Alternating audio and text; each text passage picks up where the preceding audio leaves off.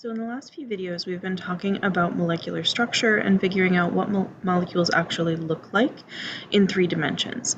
And so that kind of brings us to the question, why do we care what molecules actually look like?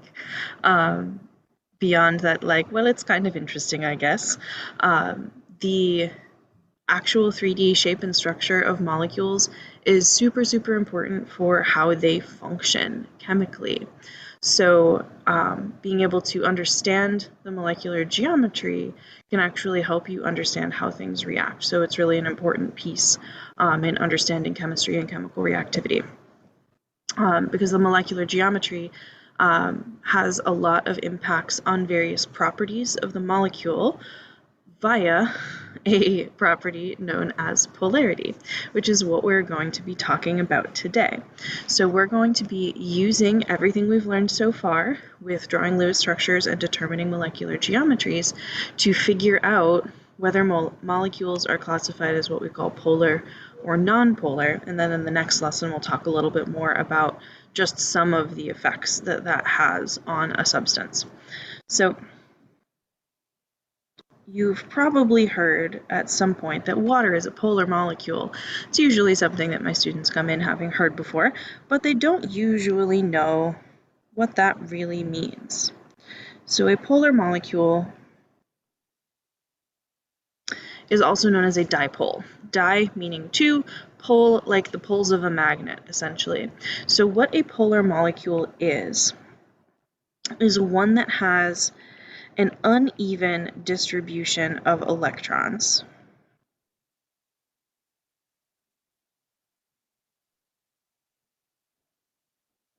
And what this leads to is that your molecule essentially has a positively charged end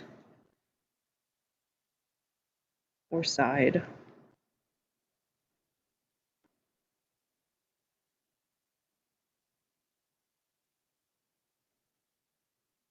and a negatively charged end.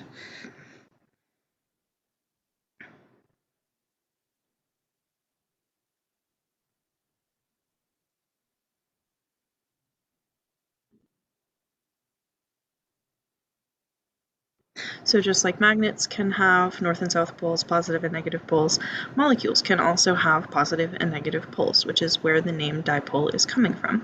So molecules that exhibit this uneven distribution of charge, we call polar or we call a dipole. So in order for something to be a polar molecule, two conditions must be met. So polar molecules must, 1, contain polar bonds.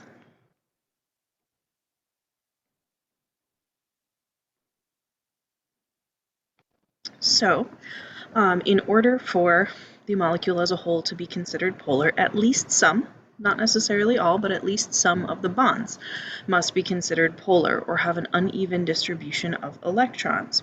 So covalent bonds are considered polar when the electrons are shared unevenly between the two bonded atoms.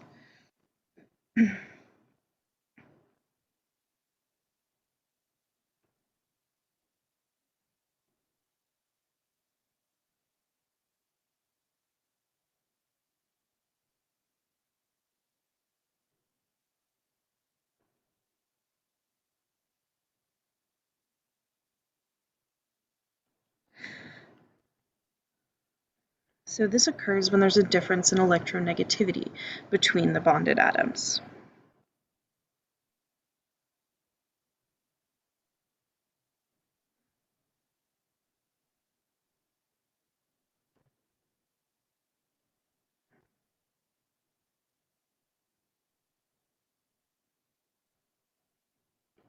So we know that electronegativity is how strongly attracted an atom's nucleus is to electrons in bonds.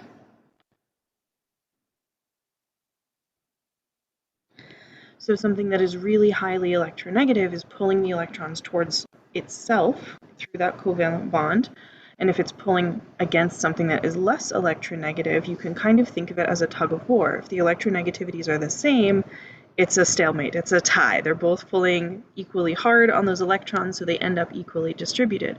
But if one atom is pulling a whole lot harder than the other, that one with the higher electronegativity is sort of winning the tug of war. The electrons spend more time near the more highly electronegative element. So the more electronegative element generally has a slight negative charge.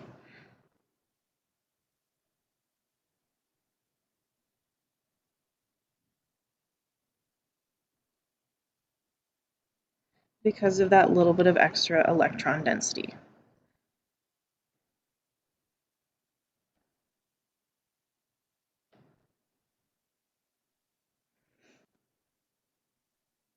You'll often see this idea of like a little bit of charge. Oops, I wanted a negative. Denoted by a lowercase Greek letter delta. It's kind of an ugly delta, so we can make this a little bit better. Sure. To indicate that it's not a full-on negative charge. It's not a full-on -1 anion, but there's a little bit of extra negative charge in that area. And the lower electronegativity or the less electronegative element is then left with a slight positive charge.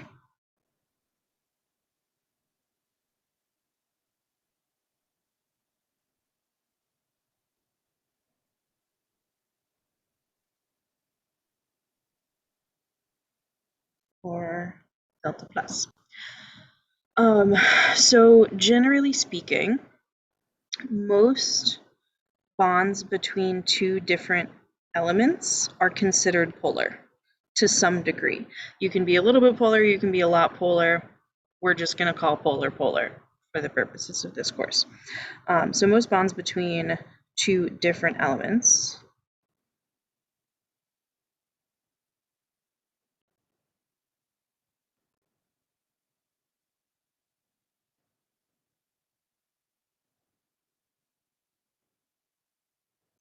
are considered polar, at least a little bit. There is, however, one exception that you should be aware of because it's super common, and that is carbon-hydrogen bonds are generally considered to be nonpolar.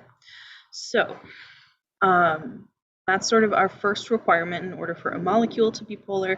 At least some of its bonds need to be polar. Most molecules contain some polar bonds. So it's pretty easy to meet that first requirement, but it is an important one. If you don't have polar bonds, you can't have a polar molecule. So the second requirement that must be met is that the polar bonds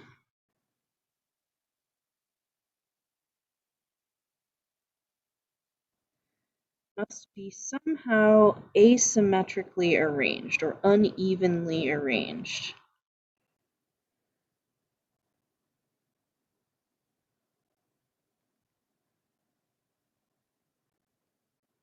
In the molecule. So any bonds that are pointing in exactly opposite directions essentially cancel one another out.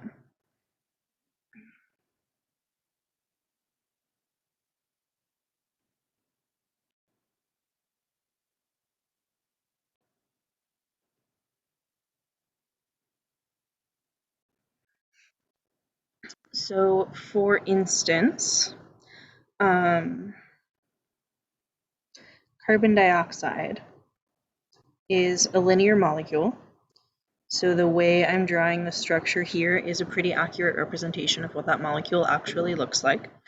We have two different carbon-oxygen bonds here. Oxygen is more highly electronegative than carbon, and we can tell that based on its position on the periodic table.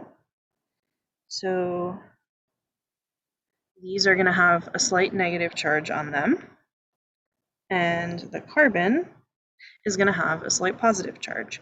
So we can see that because of the way the atoms are arranged in this geometry, because this is linear, our one bond points directly to the left, the other one points directly to the right, we end up with negative charge on both ends. We don't have this separation that we're looking for of negative on one side, positive on the other. It's kind of negative on the outside and positive on the middle, which is not what makes something a dipole.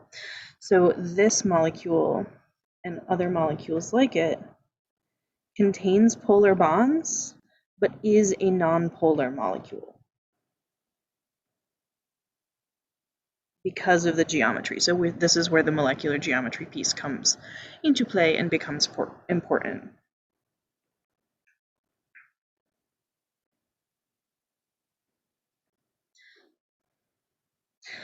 Because the polarity of those bonds kind of cancels each other out. So let's look at a few more examples to identify as polar or nonpolar.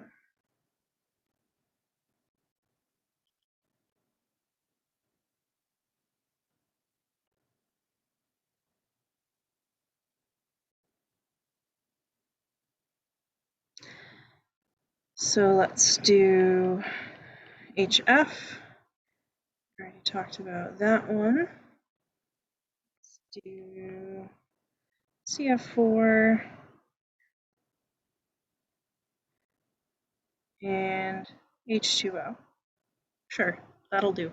So pause here, draw structures for these, figure out what they kind of look like in 3 dimensions, and identify them as polar or nonpolar.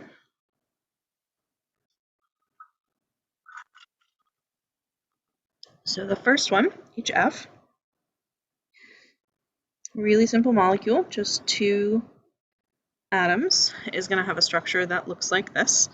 Because it's only 2 atoms, it doesn't really have a central atom, it doesn't really have a molecular geometry, it just sort of is what it is.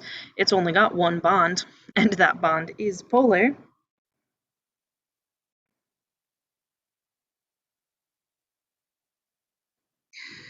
So we can see that this end of the molecule would be a little bit positive.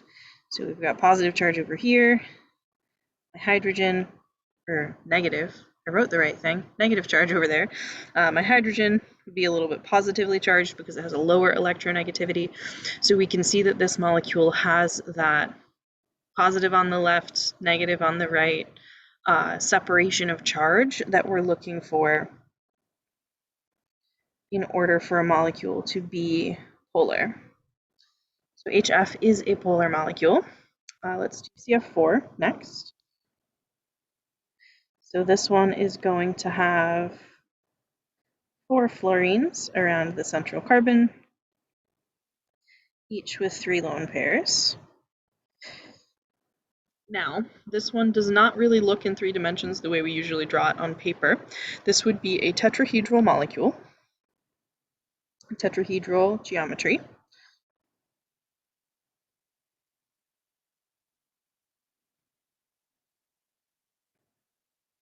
Where the bonds are kind of spread out all around that central atom in 3 dimensions. So this one's a little bit tricksy because none of your bonds point in opposite directions. If you look at the actual structure of CF4, we see that none of the bonds point in exactly opposite directions. So it's not super obvious that they would all cancel each other out, but they in fact do. They're equally spread around the central atom. So we can see that if I orient it this way, I have 1 bond pointing straight up and the other 3 all point a little bit down. So all 3 of them pointing a little bit down equals all of that straight up.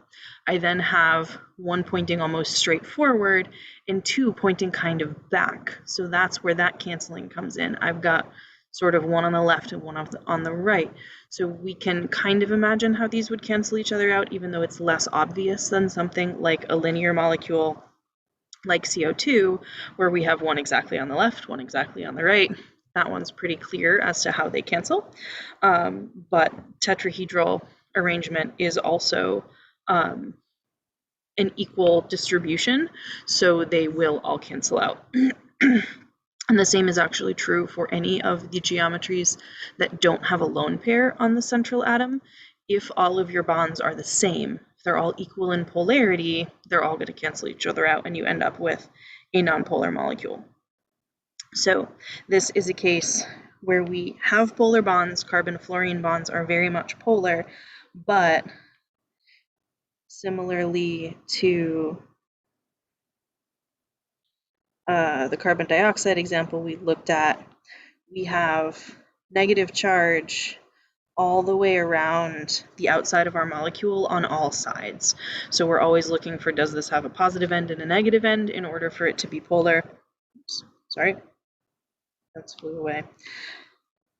So despite containing polar bonds, this would be a nonpolar molecule because they are symmetrically arranged. Then last but not least, you probably know that water is polar, but we can now prove why water is polar. Because we know that water has a bent geometry, so that means its actual structure is going to look something like this. So the water is not a linear molecule, the atoms are not in a straight line. So the fact that these hydrogens, oops, keep my color coding the same, these hydrogens are a little bit positive, and this oxygen is a little bit negative due to its higher electronegativity, puts the positive charges both kind of on the bottom of this molecule, the way I've drawn it, and the negative charge towards the top. So we can see that we have opposite charges on opposite sides, and that is exactly what we are looking for in order for something to be considered a polar molecule.